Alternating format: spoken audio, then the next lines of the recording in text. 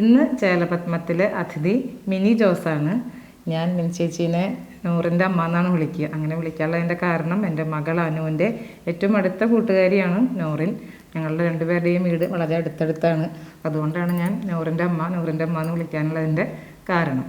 അപ്പോൾ ഇന്ന് ഏതൊക്കെ സാരികളാണ് പരിചയപ്പെടുത്തുന്നത്? ഇന്ന് സാരികൾ 2 സാരികളാണ്. ഒന്ന് കെട്ട് സാരി, ഒന്ന് മന്ത്രകോടി സാരി. മന്ത്രകോടി സാരി, അങ്ങനെ 2 സാരികളാണ് പരിചയപ്പെടുത്തുന്നത്.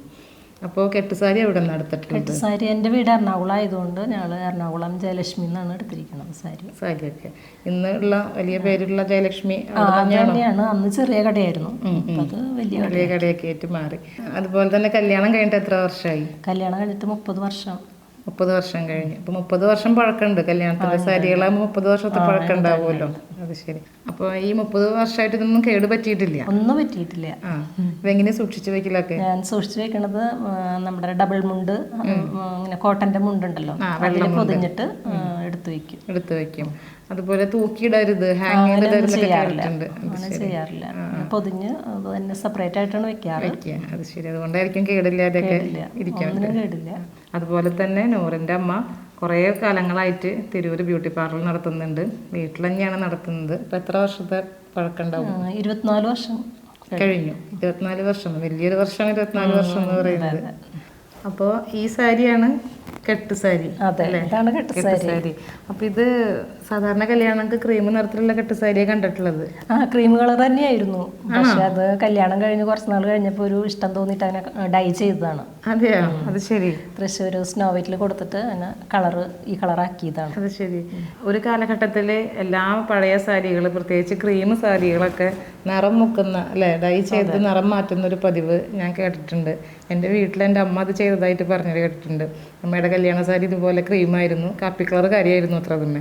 അപ്പോൾ കാപ്പി കളർ നിറം മുക്കാമെന്ന് പറഞ്ഞിട്ട് അതല്ലേ പറ്റുള്ളൂ. കാപ്പി കളർ മാത്രമാണല്ലോ പറ്റുക അതിൽ മുക്കാനായിട്ട്. അങ്ങനെ മുഴുവൻ കാപ്പി കളർ ആക്കിയിട്ടുണ്ട്. അതും ഈ സ്നോ വൈറ്റിലാണ് ചെയ്തിരിക്കുന്നത്. തൃശ്ശൂർ സ്നോ വൈറ്റാണ് ഇതുപോലെ നിറം മുക്കുന്നതിൻ്റെയും ഭംഗിയിൽ ഡൈ ചെയ്തെടുക്കുക, അതുപോലെ തേച്ച് തരിക, ഡ്രൈ ക്ലീനിങ്ങിൻ്റെ ഒക്കെ ഏറ്റവും നല്ലൊരു കട ഇപ്പോഴും സ്നോ വൈറ്റ് തന്നെയാണ്. ഇത് ചെയ്തിരിക്കുന്നതും സ്നോ വൈറ്റിൽ തന്നെയാണ്. നല്ല താമരപ്പൂവിൻ്റെ നിറത്തിൽ ബനാറസി പട്ടോട് കൂടിയിട്ടാണ് ഇരിക്കുന്നത്. പക്ഷെ എനിക്ക് തോന്നുന്നു ഇതൊരു ക്രീം നിറത്തിൽ കാണുകയാണെങ്കിൽ ഇപ്പോൾ വളരെയധികം നൊസ്റ്റാൾജിയ തോന്നിപ്പിക്കുന്ന ഒരു സാരിയായിട്ട് മാറിയാണ് അല്ലേ? എനിക്ക് തോന്നുന്നത് ആളുകളുടെ ഡൈ ചെയ്യാനൊക്കെയുള്ള അതിൻ്റെ കാരണം ക്രീം പെട്ടെന്ന് അഴുക്ക് പിടിക്കും, പെട്ടെന്ന് കേടാവുന്ന ഒരു ധാരണ ആളുകളിൽ നല്ല പോലെ ഉള്ളൊരു നിറമാണ് ഈ കോടി കളർ ക്രീം നിറങ്ങളൊക്കെ. അതായിരിക്കാം ഒരു പക്ഷേ ഇങ്ങനെയൊക്കെ മാറ്റാനുള്ള എൻ്റെ കാരണം എന്ന് വിചാരിക്കുന്നു. എന്തായാലും നിറം മാറിയെങ്കിലും സാരിക്കൊരു കേടും പറ്റിയിട്ടില്ല. 30 വർഷമായിട്ട് ഇത് സൂക്ഷിച്ചു വെച്ചിരിക്കുകയാണ്. അതിൻ്റെ ഒരു സന്തോഷം.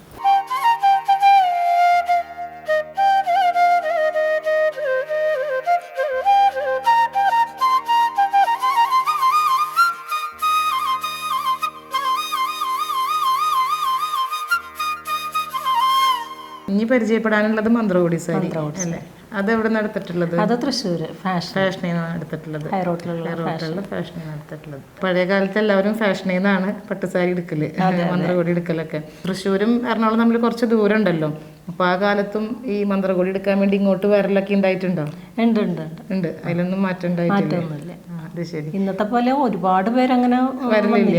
ഇത്ര ദൂരമായതുകൊണ്ട് കുറച്ച് പേര് അമ്മച്ചിയും പിന്നെ എൻ്റെ കുറച്ച് ഫ്രണ്ട്സ് ഉണ്ടായിരുന്നു, അവരും ഉണ്ടായിരുന്നു. അത് ശരി, അങ്ങനെയാണ് വന്നത്. അപ്പൊ നമുക്ക് സാരിയൊക്കെ ഒന്ന് കാണാം.